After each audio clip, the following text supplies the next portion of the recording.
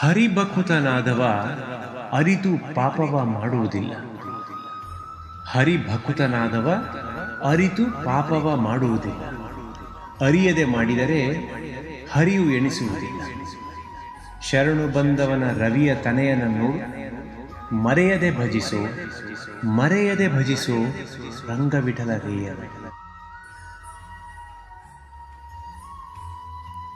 ಶ್ರೀ ಗುರುಭ್ಯೋ ನಮಃ. ಹರಿ ಓಂ. ಆನಂದತೀರ್ಥವರದೆ ದಾನವಾರಣ್ಯ ಪಾವಕೆ ಜ್ಞಾನದಾಯಿನಿ ಸರ್ವೇಶೇ ಶ್ರೀನಿವಾಸೇಸ್ತು ಮೇ ಮನಃ. ಅಂಧೋಹಂ ಕರುಣಾಸಿಂಧೋ ವೀಕ್ಷ್ಯೇನ ಕ್ಷೇಮ ಪದ್ಧತಿಂ ಇಂದಿರೇಶಕರಂ ಗೃಹ್ಣನ್ ವರ್ತಯಾನಿಂದ್ಯವರ್ತ್ಮನಿ. ವ್ಯಾಪ್ತಿರ್ಯಸ್ಯ ನಿಜೇ ನಿಜೇನ ಮಹಸಾ ಪಕ್ಷೇ ಸಪಕ್ಷೇ ಸ್ಥಿತಿಃ ವ್ಯಾವೃತ್ತಿಶ್ಚ ವಿಪಕ್ಷತೋಥ ವಿಷಯೇ ಶಕ್ತಿರ್ನ ವೈ ಬಾಧಿತೆ. ನೈವಾಸ್ತಿ ಪ್ರತಿಪಕ್ಷಯುಕ್ತಿರತುಲಂ ಶುದ್ಧಂ ಪ್ರಮಾಣಂ ಸಮೇ ಭೂಯಾತ್ ತತ್ವವಿನಿರ್ಣಯಾಯ ಭಗವಾನ್ ಆನಂದತೀರ್ಥೋ ಮುನಿಃ. ಭವತಿ ಯದನುಭಾವಾದೇಢಮೂಕೋऽಪಿ ವಾಗ್ಮಿ ಜಡಮತಿರಪಿ ಜಂತುರ್ಜಾಯತೆ ಪ್ರಾಜ್ಞಮೌಲಿಃ. सकलवचनचेतो देवता भारती सा मम वचसि निधत्तां सन्निधिं मानसे च. नमो वस्तात्विका देवा विष्णुभक्तिपरायणाः धर्ममार्गे प्रेरयन्तु भवन्तः सर्व एव हि. श्रीमन्मध्वमहाचार्यपदपद्मैकसद्मनाम् अणूनां महतां चापि करुणा भवतान्मयी. ज्ञानवैराग्यभक्त्यादिकल्याणगुणशालिनः लक्ष्मीनारायणमुनीन् वन्दे विद्यागुरुन् मम. तपस्वाध्यायशुश्रूषा कृष्णपूजारतं मुनिं विश्वेशमिष्टदं वन्दे परिव्राट्चक्रवर्तिनं. हरिः ओं.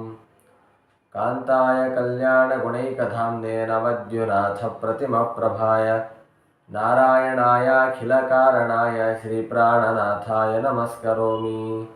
हरि ओं. स्वस्तिस्तु सताम् अशेषसन्मङ्गलानि भवन्तु.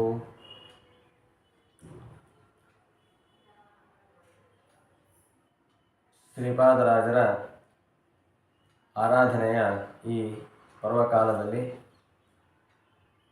ಪರಮಪೂಜ್ಯ ಶ್ರೀಪಾದರಾಜ ಮಠಾಧೀಶರಾದ ಶ್ರೀ ಸುಜಯನಿಧಿ ತೀರ್ಥ ಶ್ರೀಪಾದಂಗಳವರು ವಿಶಿಷ್ಟವಾದ ಕಾರ್ಯಕ್ರಮವನ್ನು ನಡೆಸ್ತಾ ಇದ್ದಾರೆ. ಪ್ರತಿನಿತ್ಯವೂ ಕೂಡ ಒಂದು ಸರ್ಗ ಸುಮಧ್ವ ವಿಜಯದ ಚಿಂತನೆಯೊಂದಿಗೆ ಆರಾಧನೆಯ ಕಾರ್ಯಕ್ರಮವನ್ನು ಆರಂಭ ಮಾಡಿದ್ದಾರೆ ಶ್ರೀಮಠದ ವತಿಯಿಂದ. ಅದರಲ್ಲಿ ಜ್ಯೇಷ್ಠ ಶುದ್ಧ ಪ್ರತಿಪತ್ತಿನಿಂದ ಕ್ರಮವಾಗಿ ಪ್ರತಿದಿನವೂ ಒಂದೊಂದು ಸರ್ಗದ ಚಿಂತನೆಯಂತೆ ನಡೆದು ಬರ್ತಾ ಇದೆ. ಅದರಲ್ಲಿ ನನಗೆ 11ನೆಯ ಸರ್ಗದ ಚರಿತ್ರೆಯ ಚಿಂತನೆಗೆ ಅವಕಾಶವನ್ನು ನೀಡಿದ್ದಾರೆ. ಹಾಗಾಗಿ ಗುರುಗಳಿಗೆ, ಎಲ್ಲ ಅಧಿಕಾರಿಗಳಿಗೆ ಅಭಿನಂದನೆಗಳನ್ನು, ಧನ್ಯವಾದಗಳನ್ನು ಸಮರ್ಪಿಸ್ತಾ ಯಥಾಮತಿಯಾಗಿ ಸುಮಧ್ವ ವಿಜಯದ 11ನೇ ಸರ್ಗದ ಚರಿತ್ರೆಯನ್ನು ಚಿಂತನೆ ಮಾಡಲಿಕ್ಕೆ ಪ್ರಯತ್ನವನ್ನು ಮಾಡೋಣ. ಶ್ರೀಮದ್ ಆಚಾರ್ಯರ ಶಾಸ್ತ್ರದ ಗಾಂಭೀರ್ಯ, ಅದರ ಮಹತ್ವ ಅತ್ಯಪೂರ್ವವಾದದ್ದು.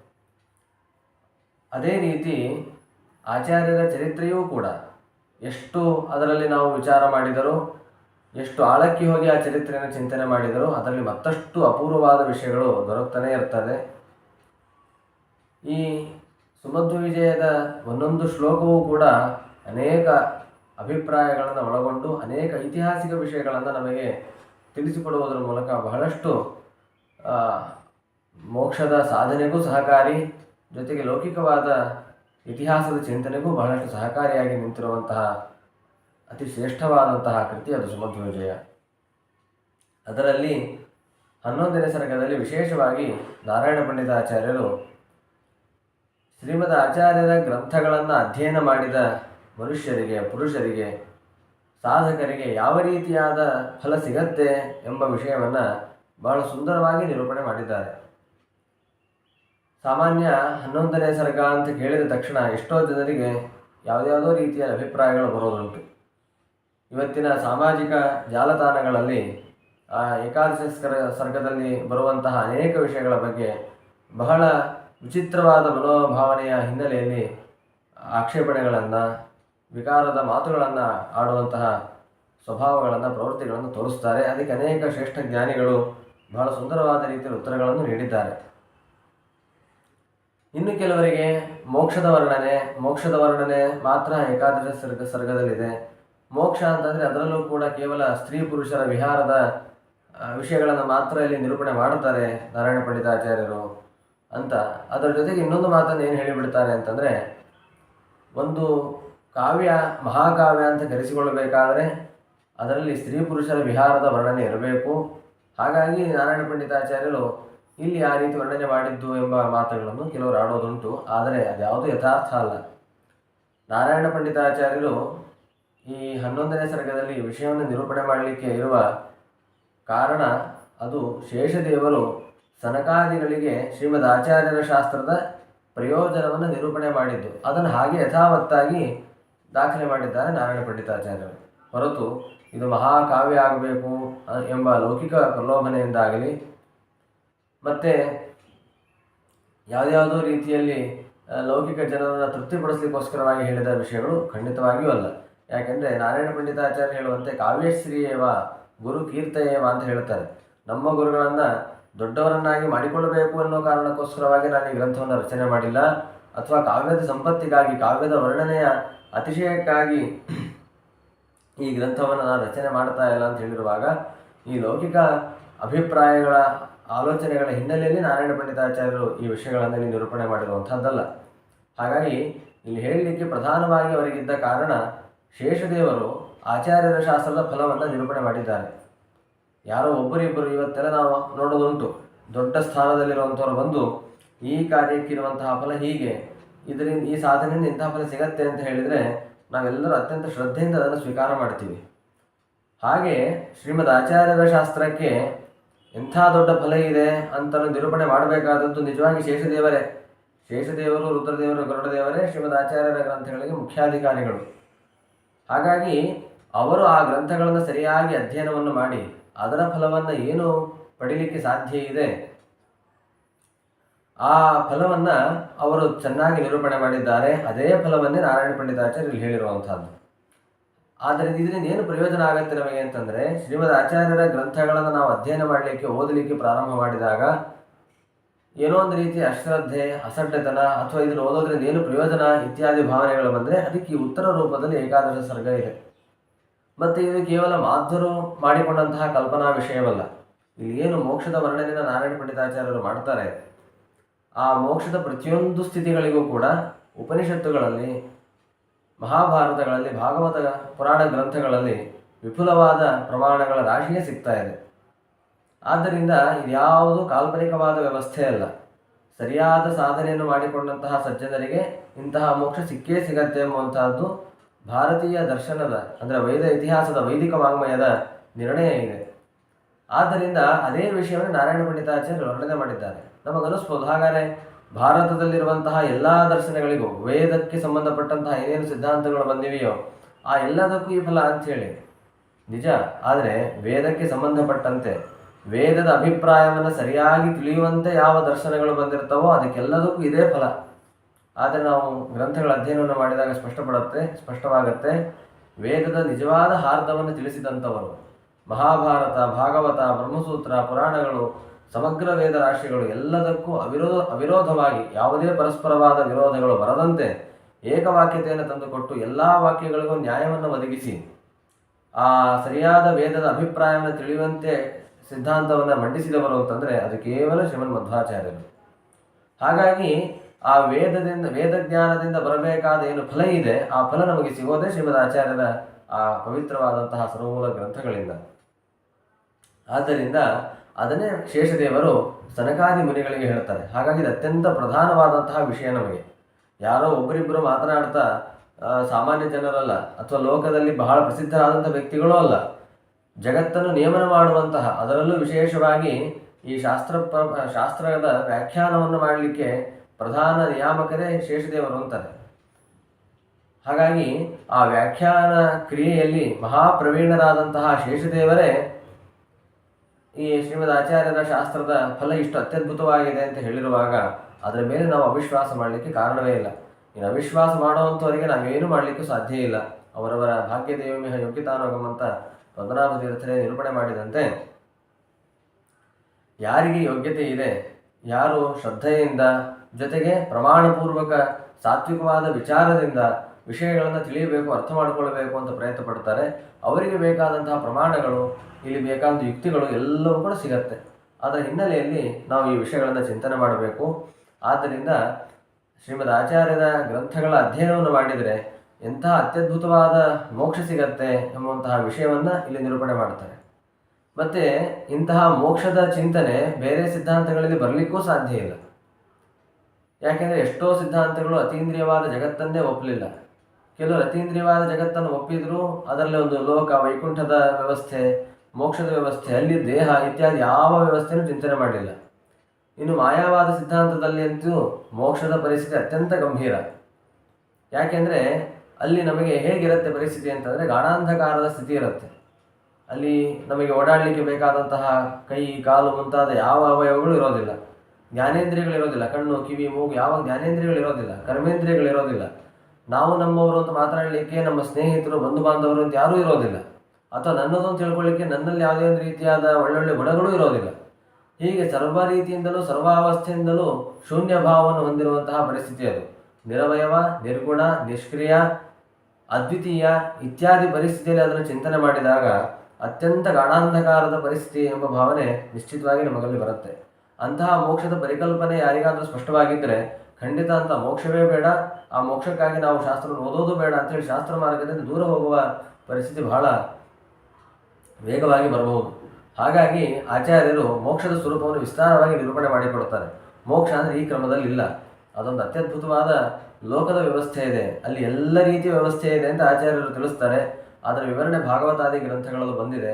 ಅದನ್ನೇ ನಾರಾಯಣ ಪಂಡಿತಾಚಾರ್ಯರು ಈ ಸಂದರ್ಭದಲ್ಲಿ ಶೇಷದೇವರು ಹೇಳಿದ್ದನ್ನೇ ವಿವರಣೆ ಮಾಡ್ತಾ ತಾವು ಆ ಆಚಾರ್ಯರ ಗ್ರಂಥಗಳನ್ನು ಓದಲಿಕ್ಕೆ ಬರುವಂತಹ ಆಸಕ್ತರಿಗೆ ಸರಿಯಾದ ಮಾರ್ಗದರ್ಶನವನ್ನು ಮತ್ತು ಒಂದು ಶ್ರೇಯಪ್ರಾಪ್ತಿಯ ಭರವಸೆಯನ್ನು ಕೂಡ ಇಲ್ಲಿ ನೀಡ್ತಾ ಇದ್ದಾರೆ. ಹಾಗಾಗಿ 11ನೇ ಸರ್ಗ ಅತ್ಯಂತ ಸಾರ್ಥಕ ಇದೆ. ಮತ್ತು ಜೊತೆಗೆ ಇನ್ನೊಂದು ವಿಷಯವನ್ನು ನಾವು ಚಿಂತನೆ ಮಾಡಬೇಕು. ಈ 16 ಸರ್ಗಗಳಲ್ಲಿ ಒಂದೊಂದು ಸರ್ಗಕ್ಕೂ ಒಂದೊಂದು ಫಲವನ್ನು ಕೊಡುವ ಸಾಮರ್ಥ್ಯ ಇದೆ ಅಂತ ಶಿಷ್ಟಾಚಾರ ಪರಂಪರೆಯಿಂದ ನಮಗೆ ತಿಳಿಯುತ್ತೆ. ಹೇಗೆ ವಾಯುಸ್ಥಿತಿಯ ಒಂದೊಂದು ಶ್ಲೋಕಗಳಿಗೂ ಒಂದೊಂದು ಫಲವನ್ನು ನೀಡುವ ಸಾಮರ್ಥ್ಯ ಇದೆಯೋ, ಅದೇ ರೀತಿ 16 ಸರ್ಗಗಳಲ್ಲಿ ಒಂದೊಂದು ಸರ್ಗಕ್ಕೂ ಒಂದೊಂದು ಫಲವನ್ನು ಕೊಡುವಂತಹ ಸಾಮರ್ಥ್ಯ ಇದೆ ಅಂತ ಜ್ಞಾನಿಗಳು ಹೇಳ್ತಾರೆ. ಹಾಗೆ ಈ 11ನೇ ಸರ್ಗದ ಪಾರಾಯಣ, ನಿತ್ಯ ಇದರ ಅರ್ಥಚಿಂತನೆ ಇವುಗಳನ್ನು ಮಾಡುವುದರಿಂದ ಉತ್ತಮವಾದಂತಹ ದಾಂಪತ್ಯ ಅಂದರೆ ಬರೀ ಪತಿ ಪತ್ನಿಯರು ಸುಖವಾಗಿರೋದಂತ ಅಷ್ಟೇ ಅಲ್ಲ, ಧಾರ್ಮಿಕವಾಗಿ ಶಾಸ್ತ್ರೀಯವಾಗಿ ಸುಖವಾಗಿರುವಂತಹದ್ದು. ಧಾರ್ಮಿಕ ಚೌಕಟ್ಟಿನಲ್ಲಿ ಇದು ಅತ್ಯಂತ ಅನಿವಾರ್ಯ. ಎರಡೂ ಅನಿವಾರ್ಯ ಇದೆ. ಪತಿ ಪತ್ನಿಯರು ಸುಖವಾಗಿ ಜೀವನವನ್ನು ನಡೆಸುವುದು ಇವತ್ತಿನ ಕಾಲದ ಅತ್ಯಂತ ಅನಿವಾರ್ಯ. ಜೊತೆಗೆ ಆ ಸಂಬಂಧ ಧಾರ್ಮಿಕವಾಗಿರುವುದು ಅತ್ಯಂತ ಅನಿವಾರ್ಯ. ಆ ಎರಡು ರೀತಿಯ ಪರಿಸ್ಥಿತಿಗಳು ಬಹಳಷ್ಟು ಏಟುಗಳನ್ನು ಕಾಣ್ತಾ ಇರೋದು ಇವತ್ತಿನ ಜಗತ್ತಿನಲ್ಲಿ ನಾವು ಕಾಣ್ತಾ ಇದ್ದೇವೆ. ಆದ್ದರಿಂದ ಈ 11ನೇ ಸರ್ಗದಿಂದ ವಿಶೇಷವಾಗಿ ಆ ಮೋಕ್ಷದ ವರ್ಣನೆ, ಮೋಕ್ಷದ ನಿಯಾಮಕನಾದ ಲಕ್ಷ್ಮೀನಾರಾಯಣನ ವರ್ಣನೆ, ಅವರ ಚಿಂತನೆ, ಆ ಮೋಕ್ಷವನ್ನು ನಮಗೆ ಕೊಡಲಿಕ್ಕೆ ಪ್ರಧಾನ ಕಾರಣರಾದಂತಹ ಭಾರತೀಯರ ಮುಖ್ಯ ಪ್ರಾಣರ ಶ್ರೀಮದ್ ಆಚಾರ್ಯರ ನಿರಂತರ ಚಿಂತನೆಯನ್ನು ಮಾಡಿ ಸರ್ಗವನ್ನು ಪಾರಾಯಣ ಮಾಡಿದರೆ ನಿಶ್ಚಿತವಾಗಿ ನಮ್ಮ ಕೌಟುಂಬಿಕ ಜೀವನ ಸುಖಮಯವಾಗಿ ಧಾರ್ಮಿಕವಾಗಿ ನಡೆಯುವುದರಲ್ಲಿ ಯಾವ ಸಂದೇಹವೂ ಇಲ್ಲ. ಇದು ಜ್ಞಾನಿಗಳ ಅನುಭವದ ವಚನ ಅಂತ ಅನ್ನೋದನ್ನು ನಾವು ಚಿಂತನೆ ಮಾಡಬಹುದು. ಇದಕ್ಕಿಲ್ಲಿ ಸೂಚನೆ ಇದೆ. ಸಾಮಾನ್ಯವಾಗಿ ಮೋಕ್ಷದಲ್ಲಿ ಅನೇಕ ವಿಷಯಗಳ ವರ್ಣನೆ ಇದೆ ಇದರಲ್ಲಿ. ಆದರೆ ಒಂದು ಸಂದರ್ಭದಲ್ಲಿ ನಾರಾಯಣ ಪಂಡಿತಾಚಾರ್ಯರು ಹೇಳ್ತಾ, ಮೋಕ್ಷದಲ್ಲಿ ಇರುವಂತಹ ಪತಿ ಮತ್ತು ಪತ್ನಿಯರಿಗೆ ವಿರಹ ವೇದನೆ ಆಗೋದಿಲ್ಲ ಅಂತಾರೆ. ಎಂಥ ಒಳ್ಳೆಯ ಚಿಂತನೆ ಇದೆ. ವಿರಹ ವೇದನೆ ಆಗೋದಿಲ್ಲ. ಇವತ್ತಿನ ಕಾಲದಲ್ಲಿ ಉದ್ದೇಶಪೂರ್ವಕವಾಗಿ ವಿರಹವನ್ನು ಮಾಡಿಕೊಳ್ಳೋರು ಕೆಲವರು, ಉದ್ದೇಶ ಇಲ್ಲದೆ ವಿರಹ ಆಗುವಂಥವ್ರು ಮತ್ತೆ ಕೆಲವು, ಹೀಗೆಲ್ಲ ಅನೇಕ ಸಮಸ್ಯೆಗಳಿದೆ.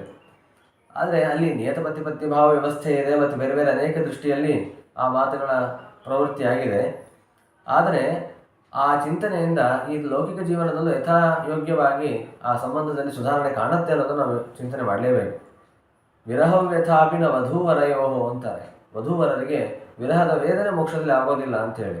ಸಂಸಾರದಲ್ಲಿ ಇರೋರು ಎಲ್ಲರೂ ಅಪೇಕ್ಷೆ ಪಡೋದು ಇದನ್ನೇ. ಆದರೆ ಸಂಸಾರದಲ್ಲಿ ಆ ಅವಸ್ಥೆ ಬರಲಿಕ್ಕೆ ಸಾಧ್ಯ ಇಲ್ಲ. ಯಾವತ್ತಾದರೂ ಒಂದು ದಿವಸ ಈ ಸಂಬಂಧಕ್ಕೆ, ಈ ದೇಹಗಳಿಗೆ ನಾಶ ಅನ್ನೋದು ಇದ್ದೇ ಇದೆ.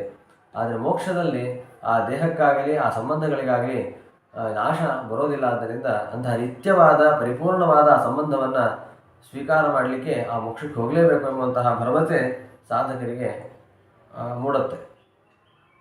ಹಾಗಾಗಿ ಈ 11ನೇ ಸರ್ಗದ ಚಿಂತನೆ ಅದು ಧಾರ್ಮಿಕವಾದ ಸುಖಮಯವಾದಂತಹ ಒಂದು ಸಂಬಂಧದ ಅಭಿವೃದ್ಧಿಗೆ ಕಾರಣವಾಗುತ್ತೆ ಅನ್ನೋದನ್ನು ಕೂಡ ನಾವಿಲ್ಲಿ ಚಿಂತನೆ ಮಾಡಬಹುದು. ಇದರ ಪ್ರಾರಂಭದಲ್ಲಿ ಕೆಲವು ವಿಷಯಗಳನ್ನು ನಾರಾಯಣ ಪಂಡಿತಾಚಾರ್ಯರು ತಿಳಿಸ್ತಾರೆ. ಮೋಕ್ಷದಲ್ಲಿ ಮುಕ್ತರು ಹೇಗಿರ್ತಾರೆ ಎಂಬ ವಿಷಯದ ಜೊತೆಗೆ ಅದಕ್ಕಿಂತ ಮೊದಲು ವೈಕುಂಠ ಹೇಗಿರುತ್ತೆ ಎಂಬ ವರ್ಣನೆಯನ್ನು ಮಾಡ್ತಾರೆ. ಯಾಕೆಂದರೆ ನಾವು ಮೋಕ್ಷ ಅಂದ ತಕ್ಷಣ ಏನದು? ಮೋಕ್ಷ ಅಂದರೆ ವೈಕುಂಠ, ಪರಮಾತ್ಮನ ಸ್ಥಾನ. ಅದು ಮೋಕ್ಷದಲ್ಲಿ ಅನೇಕ ಪ್ರಭೇದಗಳಿವೆ. ಮತ್ತು ಅದರಲ್ಲಿ ಆ ಮುಖ್ಯವಾಗಿ ಏನು ಪರಮಾತ್ಮನ ಲೋಕಕ್ಕೆ ಹೋಗ್ತಾ ಇದ್ದೇವೆ, ಆ ಲೋಕದ ಸ್ಥಿತಿ ಹೇಗಿರುತ್ತೆ, ನಾವು ನೋಡುವಂತಹ ಲೋಕದಂತೆ ಇರುತ್ತೋ ಅಥವಾ ಲೋಕ ವಿಲಕ್ಷಣವಾದ ನಾವು ನೋಡಿದ ಲೋಕಕ್ಕಿಂತಲೂ ವಿಲಕ್ಷಣವಾದ ವ್ಯವಸ್ಥೆಯಲ್ಲಿರುತ್ತೋ, ಈ ಎಲ್ಲ ವಿಷಯಗಳನ್ನು ನಿರೂಪಣೆ ಮಾಡ್ತಾರೆ. ಅತ್ಯದ್ಭುತವಾದ ಚಿಂತನೆ ಅದು. ನಾವು ಅದನ್ನು ಕೇವಲ ನಮ್ಮ ಮನಸ್ಸಿನಲ್ಲಿ ಆಲೋಚನೆ ಮಾಡಿ ಮಾಡಿ ಅದರ ರೂಪವನ್ನು ಕಣ್ಣು ಮುಂದೆ ಕಟ್ಕೊಳ್ಬೇಕೇ ಹೊರತು ಅದರ ಒಂದು ಮಾಡೆಲನ್ನು ನಾವು ಇವತ್ತು ನೋಡಲಿಕ್ಕೆ ಸಾಧ್ಯವೇ ಇಲ್ಲ. ಅಲ್ಲಿ ಲಕ್ಷ್ಮೀದೇವಿಯರು ಯಾವ ರೀತಿ ಪರಮಾತ್ಮನನ್ನು ಸೇವೆ ಮಾಡ್ತಾ ಇರ್ತಾರೆ ಎಂಬ ವಿಷಯವನ್ನು ಚಿಂತನೆ ಮಾಡ್ತಾರೆ. ವಿಮಲಾಕೃತಿ ಪ್ರಕೃತಿರೇವ ಮಹಾಮಣಿಹೇಮಮಯ್ಯ ಖಿಲ ವಸ್ತುಮಯಿ ಇಹ ಸಂಭವೇ ಸಕಲ ಕಾಂತಿರಸಃ ಕಥಿತೋಧಿಭೋಕ್ತಿ ಭಿರತಃ ಕವಿಭಿಹಿ ಇತ್ಯಾದಿ ಶ್ಲೋಕಗಳಿಂದ ಮಹಾಲಕ್ಷ್ಮೀದೇವಿಯೇ ಆ ಮೋಕ್ಷದಲ್ಲಿ ಸರ್ವ ವಸ್ತುಗಳಾಗಿ ಪರಮಾತ್ಮನನ್ನು ಸೇವೆ ಮಾಡ್ತಾ ಇರ್ತಾಳಂತೆ. ಆ ಪರಮಾತ್ಮನ ಆ ಗೃಹದ ಕೃತ್ಯಗಳನ್ನು, ಮನೆ ಕೆಲಸ ಅಂತ ನಾವು ಹೇಳ್ತೀವಿ, ಅದು ವೈಕುಂಠ ಅಂದರೆ ಮೋಕ್ಷ ಅಂದರೆ ಪರಮಾತ್ಮನ ಮಂದಿರ. ಅದು ಆ ಪರಮಾತ್ಮನ ಮಂದಿರವನ್ನು ತಾನೇ ನಿತ್ಯ ಶುದ್ಧಗೊಳಿಸ್ತಾಳೆ. ಶುದ್ಧಗೊಳಿಸ್ಲಿಕ್ಕೆ ಅದೇನು ಅಶುದ್ಧವಾಗಿರೋದಿಲ್ಲ, ಆದರೆ ಆ ವ್ಯವಸ್ಥೆಗಳನ್ನು ನೋಡಿಕೊಳ್ಳೋದು. ಅಲ್ಲಿರುವಂತಹ ಪರಮಾತ್ಮನು ತಾನು ವಿಹಾರ ಮಾಡುವಂತಹ ಸಕಲ ಪದಾರ್ಥಗಳನ್ನು ಕೂಡ ಲಕ್ಷ್ಮೀದೇವಿ ತಾನೇ ಆ ರೂಪಗಳಲ್ಲಿದ್ದು ಪರಮಾತ್ಮನಿಗೆ ವಿಧ ವಿಧವಾದ ರೀತಿಯಲ್ಲಿ ಸೇವೆಯನ್ನು ಮಾಡ್ತಾ ಇರ್ತಾಳೆ ಅಂತನ್ನೋದನ್ನು ಇಲ್ಲಿ ಚಿಂತನೆ ಮಾಡ್ತಾರೆ. ಅದು ಅಗ್ನಿ ಪುರಾಣದಲ್ಲೂ ಬರುತ್ತೆ. ಇದು ಕೇವಲ ಸುಮಧ್ವರ್ಯದಲ್ಲಿ ಬಂತು ಮಾಧುರ ಕಲ್ಪನೆ ಅಂತ ಹೇಳಿ ಆಕ್ಷೇಪ ಮಾಡಲಿಕ್ಕೆ ಅವಕಾಶ ಇಲ್ಲ. ಅಗ್ನಿ ಪುರಾಣದಲ್ಲಿ ಬರುತ್ತೆ, ಶ್ರೀರೇವ ಲೋಕರೂಪೇಣ ವಿಷ್ಣೋಸ್ತಿಷ್ಠತಿ ಸರ್ವದಾ ಅಥೋ ಹಿ ವೈಷ್ಣವಾಲೋಕಾ ನಿತ್ಯಾಸ್ತೆ ಚೇತನ ಅಪಿ ಅಂತ ಹೇಳಿ ಮಹಾಲಕ್ಷ್ಮೀ ದೇವಿಯೇ ಆ ಮೋಕ್ಷದಲ್ಲಿರುವಂತಹ ಸಕಲ ರೂಪದಿಂದಲೂ ಆ ಪರಮಾತ್ಮನ ಸೇವೆಯನ್ನು ಮಾಡ್ತಾ ಇರ್ತಾಳೆ. ಪರಮ ವೈಷ್ಣವ ಸ್ಥಾನ ಅದು ವೈಕುಂಠ ಅಂತ ಹೇಳಿ ನಿರೂಪಣೆ ಮಾಡ್ತಾರೆ. ಸ್ವಯಮಿಂದಿರೈವ ಪತಿಮಾನಕರಿ ಗೃಹಕರ್ಮ ಯತ್ರ ಗುರುತೇ ಸುತರಾಂ ಅಪಿಕಿಂಕರಿ ದಶಶತೀ ಮಹಿತ ಶ್ರೀಮತ್ರ ವರ್ಣಯತಿ ವೇಶ್ಮನಿಕಃ ಅಂತಾರೆ. ಸ್ವಯಂ ಲಕ್ಷ್ಮೀದೇವಿ ತಾನೇ ನಿಂತು ಪರಮಾತ್ಮನ ಸೇವೆಯನ್ನು ಮಾಡ್ತಾ ಇರ್ತಾಳಂತೆ. ಮತ್ತೆ ಲಕ್ಷ್ಮೀದೇವಿಗೆ ಯಾರು ಮನೆಯಲ್ಲಿ ಎಷ್ಟೋ ಜನ ಒಬ್ಬೊಬ್ಬರೇ ಸೇವೆಯನ್ನು ಮಾಡ್ತಾ ಇರ್ತಾರೆ, ಅವರಿಗೇನು ಯಾರು ಜೊತೆಗಿರೋದಿಲ್ಲ, ಸೇವೆ ಮಾಡಲಿಕ್ಕೆ ಇರೋದಿಲ್ಲ, ಈ ಪರಿಸ್ಥಿತಿ. ಆದರೆ ಮಹಾಲಕ್ಷ್ಮೀ ದೇವಿಗೆ ಹಾಗಲ್ಲ. ಅಪಿ ಕಿಂಕರಿ ದಶಶತೀ ಮಹಿತ, ಸಾವಿರಾರು ಜನ ಕಿಂಕರರು ಲಕ್ಷ್ಮೀದೇವಿಗೆ ಸಿದ್ಧರಾಗಿ ನಿಂತಿರ್ತಾರೆ. ಏನು ಮಹಾಲಕ್ಷ್ಮೀ ದೇವಿ ಹೇಳ್ತಾಳೆ ಅದನ್ನು ಆ ಕೆಲಸ ನಾವು ಮಾಡಬೇಕು ಅಂತ ಹೇಳಿ.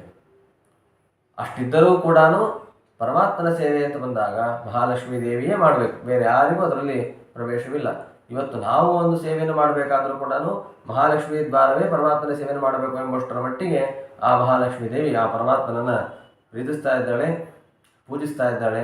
ಈ ವಿಷಯವನ್ನು ನಾವು ಚಿಂತನೆ ಮಾಡಬೇಕು. ಅದರಿಂದ ವಿಶೇಷವಾದ ಲಕ್ಷ್ಮೀನಾರಾಯಣರ ಅನುಗ್ರಹ ನಮ್ಮ ಮೇಲೆ ಆಗ್ತಾ ಇದೆ. ಮತ್ತು ಆ ಮೋಕ್ಷದಲ್ಲಿರುವಂತಹ ಆಭರಣಗಳ ವ್ಯವಸ್ಥೆ ಹೇಗಿದೆ, ಅವರ ಗುಣದ ವ್ಯವಸ್ಥೆ ಏನು, ಅವರ ವಿಹಾರದ ವ್ಯವಸ್ಥೆ ಹೇಗಿರುತ್ತೆ, ಮತ್ತು ಅವರ ಮಾನಸಿಕವಾದ ಹಿನ್ನೆಲೆ ಏನು, ಎಲ್ಲವನ್ನು ಸುಂದರವಾಗಿ ನಿರೂಪಣೆ ಮಾಡ್ತಾ ಬರ್ತಾರೆ. ಒಂದೇ ಮಾತಿನಲ್ಲಿ ನಾವು ಇದನ್ನು ಯೋಚನೆ ಮಾಡಬಹುದು ಅಂತಂದರೆ, ಸಾಮಾನ್ಯವಾದ ಪ್ರತಿಯೊಬ್ಬ ಮನುಷ್ಯರು ಯಾವ ರೀತಿಯಾದ ಸ್ಥಿತಿಯಲ್ಲಿ ನಾವು ಇರಬೇಕು ಅಂತ ಅಪೇಕ್ಷೆ ಪಡ್ತೀವಿ. ಕೆಲವರು ವಿವಾಹ ಮಾಡಿಕೊಂಡು ಪತಿ ಪತ್ನಿಯರು ಒಟ್ಟಾಗಿ ಬದುಕಬೇಕು ಅಂತ ಕೆಲವರು ಆಸೆ ಪಡ್ತಾರೆ.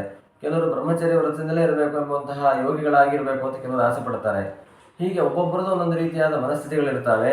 ಆ ಎಲ್ಲ ಮನಸ್ಥಿತಿಗಳಿಗೂ ಕೆಲವರಿಗೆ ಸಂಧ್ಯಾವಂದನೆಯನ್ನು ಮಾಡಿ ಭಗವಂತನ ಪೂಜೆಯನ್ನೇ ಮಾಡಿ ಆನಂದವಾಗಿರಬೇಕು ಅಂತ ಕೆಲವರು ಅಪೇಕ್ಷೆ ಪಟ್ಟರೆ, ಮತ್ತೆ ಕೆಲವರು ದಾನ ಮಾಡಬೇಕು, ಹಾಡಬೇಕು, ವೇದ ಪಾರಾಯಣ ಮಾಡಬೇಕು ಅಂತ ಅಪೇಕ್ಷೆ ಪಡ್ತಾರೆ. ಹೀಗೆ ಎಲ್ಲ ರೀತಿಯಿಂದಲೂ ಅವರವರಿಗೆ ಬೇಕಾದಂತಹ ವ್ಯವಸ್ಥೆಯಲ್ಲಿ ಬದುಕುವಂತಹ ಅವಕಾಶ ಮೋಕ್ಷದಲ್ಲಿ ಇದ್ದೇ ಇರುತ್ತೆ. ನಾವು ಲೋಕದಲ್ಲಿ ಅಪೇಕ್ಷೆ ಪಡೋದು ಹಾಗೇನೆ. ಆದರೆ ಲೋಕದಲ್ಲಿ ಅಂಥ ವ್ಯವಸ್ಥೆ ನಮಗೆ ಸಿಗಲಿಕ್ಕೆ ಸಾಧ್ಯ ಇಲ್ಲ.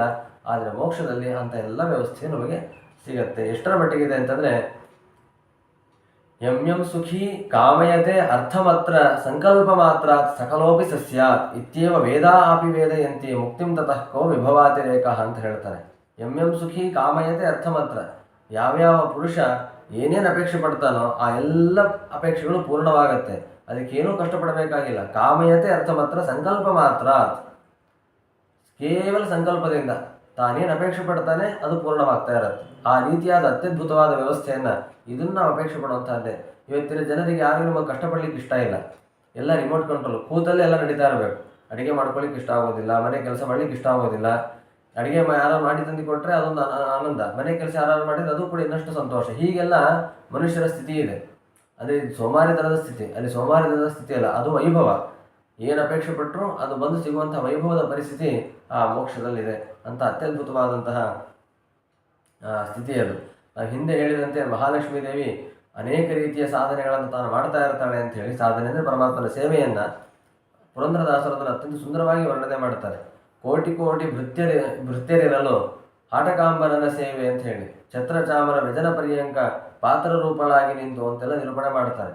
ಕೋಟಿ ಕೋಟಿ ಭೃತ್ಯರಿದ್ದಾರೆ, ಆದರೂ ಕೂಡ ಪರಮಾತ್ಮನ ಸೇವೆಯನ್ನು ತಾನೇ ಮಾಡ್ತಾಳೆ.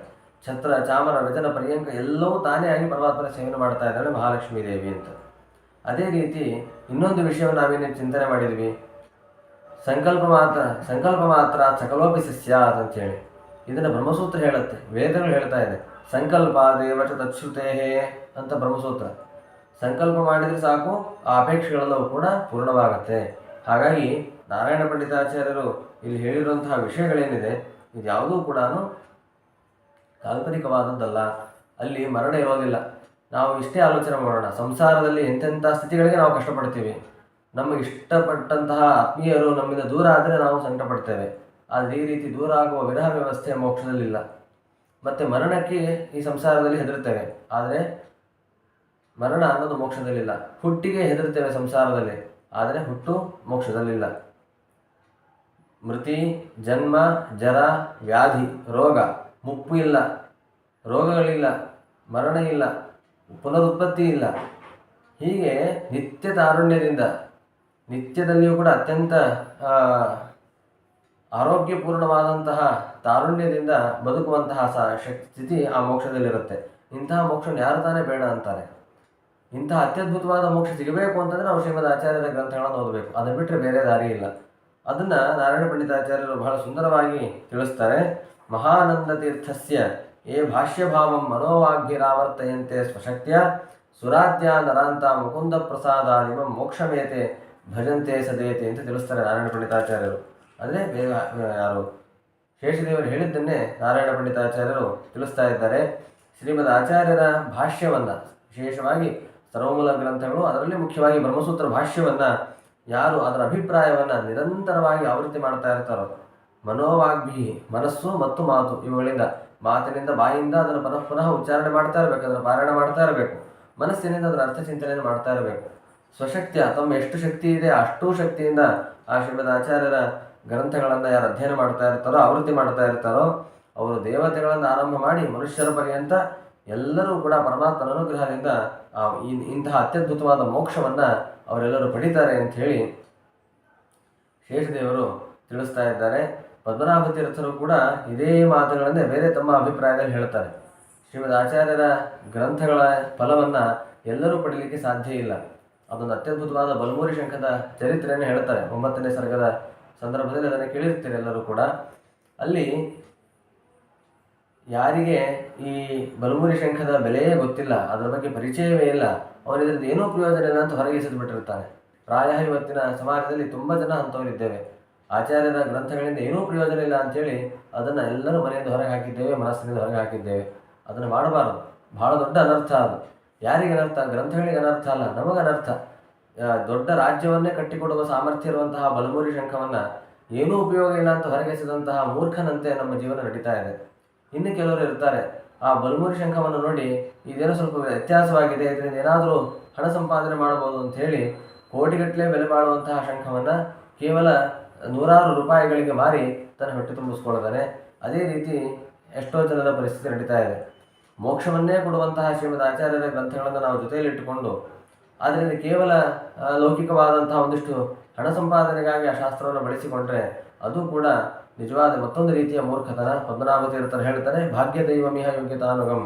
ಅದಕ್ಕೆ ಯಾರು ಏನು ಮಾಡಲಿಕ್ಕೆ ಸಾಧ್ಯ ಇಲ್ಲ, ಅವರವರ ಯೋಗ್ಯತೆ ಅವರವರ ಅದೃಷ್ಟ, ಅದಕ್ಕೆ ಯಾರು ಏನು ಮಾಡಲಿಕ್ಕೆ ಆಗೋದಿಲ್ಲ ಅಂತಾರೆ. ಕೆಲವರು ಮನುಷ್ಯರು ಮಾತ್ರ, ಸಾಧಕರು ಮಾತ್ರ ಆ ಶ್ರೀಮದ್ ಆಚಾರ್ಯರ ಗ್ರಂಥಗಳ ನಿಜವಾದ ಸೇವೆಯನ್ನು ಮಾಡಿ ಅದರಿಂದ ನಿಜವಾದ ಫಲವನ್ನು ಪಡೆದು ಆ ಪರಮಾತ್ಮನ ಆಚಾರ್ಯರ ಅನುಗ್ರಹಕ್ಕೆ ಪಾತ್ರರಾಗ್ತಾರೆ. ಪದ್ಮನಾಭ ತೀರ್ಥರು, ಟೀಕಾಕೃತ್ಪಾದರು, ಶ್ರೀಪಾದರಾದಂತಹ ಜ್ಞಾನಿಗಳು ಆ ರೀತಿಯಾದ ಸಾಧಕರ ವರ್ಗದಲ್ಲಿ ಸೇರಿಕೊಳ್ತಾರೆ. ಹಾಗಾಗಿ ಅದಕ್ಕೆ ಪ್ರಾರಂಭದಲ್ಲೂ ನಾರಾಯಣ ಶೇಷದೇವರು ಹೇಳಿದ್ದುಂಟು, ತ್ರಿದಿವಾದಿ ಲಭ್ಯಮಪಿ ನಾಸ್ಯ ಫಲಂ ಕಥಿತಂ ಕೃಷಿಯರಿವ ಫಲಾಲಕುಲಂ ಅಂತ. ಶ್ರೀಮದಾಚಾರ್ಯರ ಗ್ರಂಥಗಳನ್ನು ಅಧ್ಯಯನ ಮಾಡಿದರೆ ಮೋಕ್ಷ ಸಿಗತ್ತೆ. ಸರಿ, ಮೋಕ್ಷ ಸಿಗೋದು ಯಾವತ್ತೋ? ಇವತ್ತು ಜೀವನದಲ್ಲಿ ನಡೀತಾ ಇದ್ದೀವಿ, ಜೀವನದಲ್ಲಿ ಅನೇಕ ಸಮಸ್ಯೆಗಳು ಬರುತ್ತೆ, ಆ ಸಮಸ್ಯೆಗಳ ಪರಿಹಾರ ಆಗಬೇಕು. ಹಾಗಾಗಿ ಸ್ವರ್ಗಾದಿ ಏನು ಅವಾಂತರ ಲೋಕಗಳಿದೆ, ಇದ್ಯಾವುದು ಸಿಗೋದೇ ಇಲ್ವಾ ಅಂತ ಪ್ರಶ್ನೆ ಬಂದರೆ ಅವೆಲ್ಲವೂ ಕೂಡ ಸಿಗುತ್ತೆ. ನಾನು ಪ್ರಾರಂಭದಲ್ಲಿ ತಿಳಿಸಿದಂತೆ ಸಾಂಸಾರಿಕವಾದ ಅನೇಕ ಕಷ್ಟಗಳು ಪರಿಹಾರ ಆಗಿ ಒಳ್ಳೆಯ ಸಮೃದ್ಧಿ ಜೀವನ ಇದರಲ್ಲಿ ಸಿಗುತ್ತೆ. ಆದರೆ ಅದ್ಯಾವುದು ಇದರ ಫಲ ಅಲ್ಲ. ಇದರ ಫಲ ಏನು? ಇದರ ಫಲ ಅಲ್ಲ ಅಂದರೆ ಅರ್ಥ ಏನು?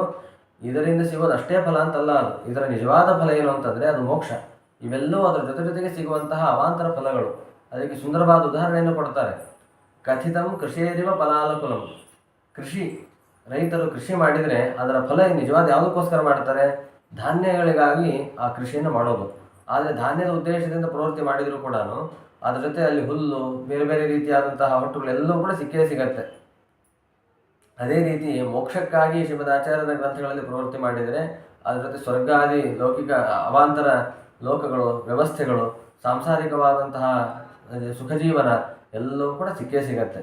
ಆದ್ದರಿಂದ ಇಲ್ಲಿ ಶ್ರದ್ಧೆಯನ್ನಿಟ್ಟು ವಿಚಾರ ಮಾಡಿ ಈ ಗ್ರಂಥಗಳನ್ನು ಅಧ್ಯಯನ ಮಾಡಬೇಕು ಎಂಬ ಹಿನ್ನೆಲೆಯಲ್ಲಿ ನಾರಾಯಣ ಪಂಡಿತಾಚಾರ್ಯರು ಶೇಷದೇವರು ಸನಕಾದಿಗಳಿಗೆ ತಿಳಿಸಿರುವಂತಹ ಆ ಮೋಕ್ಷದ ಸ್ಥಿತಿಯನ್ನು ಸುಂದರವಾಗಿ ವರ್ಣನೆಯನ್ನು ಮಾಡಿದ್ದಾರೆ. ಇರುವ ಅಲ್ಪ ಅವಧಿಯ ಸಮಯದಲ್ಲಿ ಯಥಾಶಕ್ತಿಯಾಗಿ ಈ 11ನೇ ಸರ್ಗದ ಸಾರಾಂಶವನ್ನು ಇಲ್ಲಿ ತಿಳಿಸುವ ಪ್ರಯತ್ನವನ್ನು ಮಾಡಿದ್ದೇನೆ. ಇದರಿಂದ ಗುರುಗಳು ಪ್ರೀತರಾಗಲಿ, ಎಲ್ಲರಿಗೂ ಅನುಗ್ರಹವನ್ನು ಮಾಡಲಿ ಅಂತ ಪ್ರಾರ್ಥನೆ ಮಾಡಿಕೊಳ್ಳುತ್ತಾ, ಈ ವ್ಯವಸ್ಥೆಯನ್ನು ಮಾಡಿಕೊಟ್ಟು ಶ್ರೀಪಾದರಾಜರ ಸೇವೆಯನ್ನು ಮಾಡಲಿಕ್ಕೆ ಅನುಕೂಲ ಮಾಡಿಕೊಟ್ಟಂತಹ ಶ್ರೀಪಾದಂಗಳವರಿಗೆ ಮತ್ತೊಮ್ಮೆ ಭಕ್ತಿಪೂರ್ವಕ ಪ್ರಣಾಮಗಳನ್ನು ಸಮರ್ಪಿಸ್ತಾ ನನ್ನ ವಾಕುಸುಮಗಳನ್ನು ಪರಮಾತ್ಮನಿಗೆ ಸಮರ್ಪಿಸ್ತೇನೆ. ಶ್ರೀಕೃಷ್ಣಾರ್ಪಣಮಸ್ತು.